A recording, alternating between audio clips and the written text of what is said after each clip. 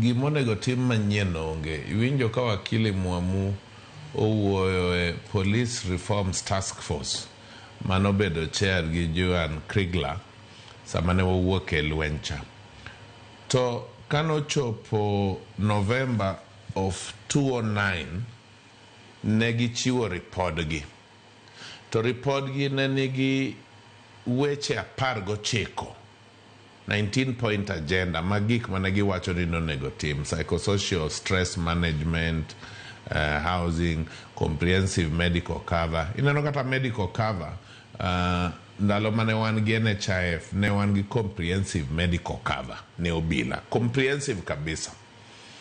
NHIF kanchodhi obila moko musiepe na sani ywak ni comprehensive medical cover no kuro kendo onge. Kuro gik moko bilago onge dhi report manyien. Wadoga e Krigler report cha.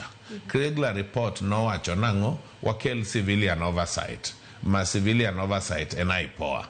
IPOA wan go. Lake moonge go. Nekech idwaro na IPOA ni onono obila motiyo marach gi chik, gi pend chik manomiye. To ja IPOA ni onge gi sel ne. To ja IPOA ni en onge nyaka magina. Ng'amidwa no mak ni to nigi magina. Koro magi e gik manonego beni chik kata koloki to pod imedo none ni to ere kama odiyo go wuoche ahinya, ere kama mbekni go ruok mondo med ji teko. To anaparo ni generally police welfare pok wang'iyo. Nadwaro obila, bad migao mar obila manyalo ndiko nyaka ng'at mowuok e university to yudo o score maber, oyudo kata first class honors ne moro, to wacho ni anadwa dhi tiyo obila. Kawuono waketo obila ni jakizungu wacho ni ok en equal opportunity employer, nikech kochopo sama gindiko to gikoni gidwaro ja D+. Kidhi kanyo ni in gi C, tikoni in over qualified, gin gidwaro ja D. Nyicha wacho nosiepe na moko mane arita kwe piny wacho kana kidhi Krigler report cha 19-point agenda no otemo kiwa nyaka gigi mondo wawach ni obila nyalo bedo an equal opportunity employer man gi career progression, man gi path ma promotion. E obila kae minyalo yudo ng'ama nondiki to retire kawuono kapod en constable. Nekech career progression ok en outlined maler. Kidhi e lweny e Kenya Defence Forces for example, tibro yudo ka ong'e maber ni kichako kitieko ignigi maber maonge shida miyudo nyakichori ka. Kitieko kendo ka maber nyakichori ka. En oriere maler ma ok ochuno ni jatelo wacho dhou. Obila kae dito nyaka ng'e ni ng'amo ng'eyi kitemo nona ahinya to benio osegoi transfer isedhi Northeastern, disciplinary transfer ma punitive.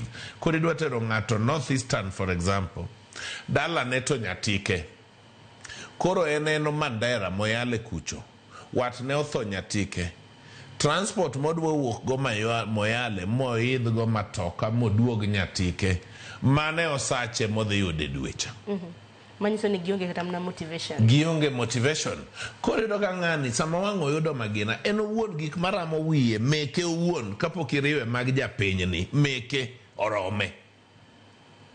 Samoro chieng'no kata kaka ochiew, samoro ikia ni ochiew gi stress maromo nade, nyathine moro oriembe skul poko dok timo penj, in to koro yoro ne nyathini moro ka owuok obiro gi smartphone kata gi kidi kata gi bendera. Kore makelo mirima en trigger happy.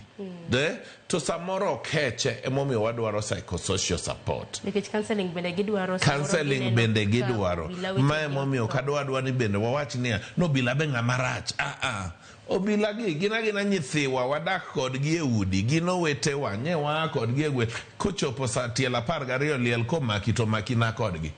Nyiyudo ka koro nyithindo ariyo manyogo magina na nyuki. Achiel wuon gi ja okwach kich. Achiel wuon gi chief. Chief bedo ng'en jatend arita kwe e lo serikal e bad gweng' mar location. Koro miyo adwa ni walos trust bro bedo ko obila duok e retraining, refresher course, obila wamiyo comprehensive medical cover, obila bedo gi career progression path mar promotion moriere maler makata koro ng'ato ok jathurgi to promotion ne ochoma kare modhi maber. To bende wapenj nyaka pach obila, weka obila mowuok Nyatike itero Moyale, ka obila mawuok kata ka okidwa notie gwengi ahinya Moyale gi Wajir chiegni, ka Wajir oti Moyale, ja Nyatike ni kawe nikele otina kata Kisumu, ja Kisumu terna kanyo. Iparo ni mano nyalo konyo yo mane Okeyo? Mano biro konyo e psychosocial stress management, nekech odhi duoko piny yor tiyo gi pesa ka ng'ani dhi neno jogi. Moko ok ne kata mana mondgi gi nyithindgi tok dweche 6, moko dweche 3, Sharon. Mano affect output mar officerne. So wadwaro ni wakete gi kamoro machiegni makata ka nyithinde somo dala to dwe achiel koyudo pesa to pesa mok transport mowuok go konyalo ringo dala ok en gima osekao atamalo 30 kata 40 mar osache. Nyaka wang'igi wanot yanota matindo kama chacha magi madhi kelo kudni makoro donje paro makakoro imiya magina tagoya nyiche waneno chieng' moro e TV ka koro obila moko mane ringe Subaru ka gini ne gigaga magina kata joma gigoye ne be okine koro casualties ema minjo kiwacho ni nyathi moro en magino make ka en e yodgi ka nyathi ma jaiga 12 cha en to koro nong'anyo kure to obila manogoye ni to goye ka ni kure obila ni be nego chago nyathi ni be nokone en. So mage gik momiacho ni kiketo ng'ato tiyo yo korgi ong'e ni kotuo to dhi e osiptal, ong'e ni e bank pesa ne biro, ong'e no nyalo holo